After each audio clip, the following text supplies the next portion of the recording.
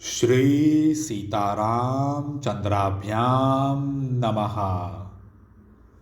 युद्ध कांड 84वां सर्ग।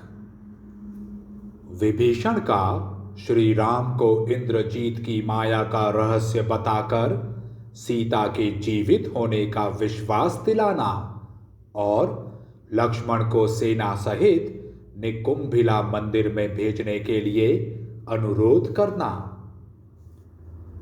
भ्रातृभक्त लक्ष्मण जब श्री राम को इस प्रकार आश्वासन दे रहे थे, उसी समय विभीषण वानर सैनिकों को अपने अपने स्थान पर स्थापित करके वहां आए।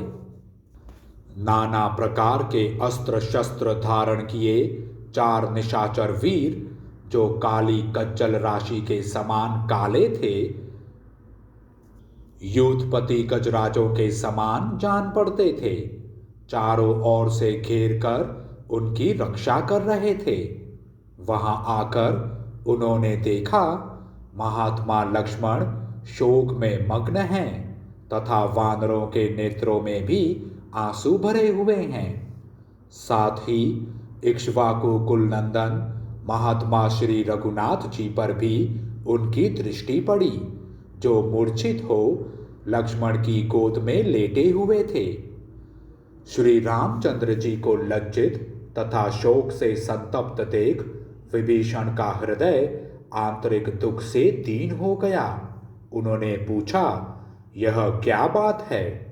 तब लक्ष्मण ने विभीषण के मुंह की ओर देखकर तथा सुग्रीव और दूसरे दूसरे वानरों पर दृष्टिपात करके आंसू बहाते हुए मंद स्वर में कहा, सौम्य, हनुमान जी के मुंह से यह सुनकर कि इंद्रजीत ने सीता जी को मार डाला, श्री रघुनाथ जी तत्काल मूर्छित हो गए हैं।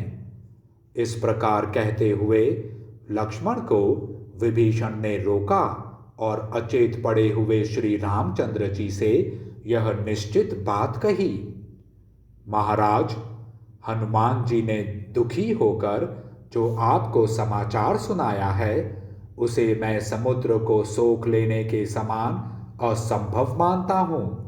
महाबाहो, दुरात्मा रावण का सीता के प्रति क्या भाव है, यह मैं अच्छी तरह जानता हूं।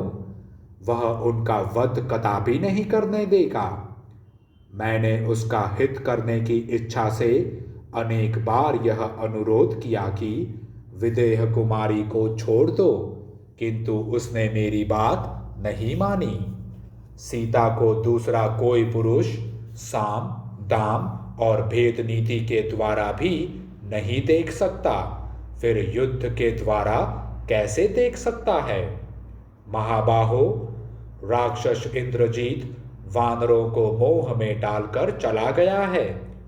जिसका उसने वध किया था वह मायामयी जानकी थी, ऐसा निश्चित समझिए। वह इस समय निकुंभिला मंदिर में जाकर होम करेगा और जब होम करके लौटेगा, उस समय उस रावण कुमार को संग्राम में परास्त करना इंद्र सहित संपूर्ण देवताओं के लिए भी कठिन होगा। निश्चय ही उसने हम लोगों को मोह में डालने के लिए ही यह माया का प्रयोग किया है। उसने सोचा होगा, यदि वानरों का पराक्रम चलता रहा तो मेरे इस कार्य में विघ्न पड़ेगा, इसलिए उसने ऐसा किया है। जब तक उसका होम कर्म समाप्त नहीं होता, उसके पहले ही हम लोग सेना सहित निकुंभिला मंदिर में चले चले। नरश्रेष्ठ, झूठे ही प्राप्त हुए इस संताप को त्याग दीजिए। प्रभु, आपको शोक से संतप्त होते देख सारी सेना दुख में पड़ी हुई है। आप तो धैर्य में सबसे बड़े चढ़े हैं, अतः स्वस्थ चित्त होकर यहीं रहिए और सेना को लेकर जाते हुए हम लोगों के साथ लक्ष्मण जी को भेज दीजिए। ये नरश्रेष्ठ लक्ष्मण अपने पैने बाणों से मारकर रावण कुमार को वह होम कर्म त्याग देने के लिए विवश कर देंगे। इससे वह मारा जा सकेगा। लक्ष्मण के ये पैने बाण, जो पक्षियों के अंगभूत परों से युक्त होने के कारण बड़े वेगशाली हैं, कंक आदि क्रूर पक्षियों के समान इंद्रजीत के रक्त का पान करेंगे। अतः महाबाहो, जैसे वज्रधारी इंद्र दैत्यों के वध के लिए वज्र का प्रयोग करते हैं, उसी प्रकार आप उस राक्षस के विनाश के लिए शुभ लक्षण संपन्न लक्ष्मण को जाने की आज्ञा दीजिए।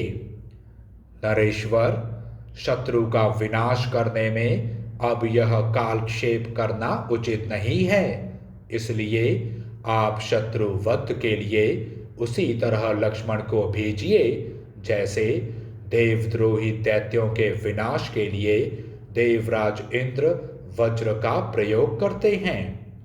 वह राक्षस शिरोमणि इंद्रजीत जब अपना अनुष्ठान पूरा कर लेगा, तब सम्रांगण में देवता और असुर भी उसे देख नहीं सकेंगे। अपना कर्म पूरा करके जब वह युद्ध की इच्छा से रणभूमि में खड़ा होगा, उस समय देवताओं को भी अपने जीवन की रक्षा के विषय में महान संदेह होने लगेगा। इस प्रकार श्री वाल्मीकि निर्मित आर्ष रामायण आदि काव्य के युद्ध कांड में 84वां सर्ग पूरा हुआ। जय श्री राम।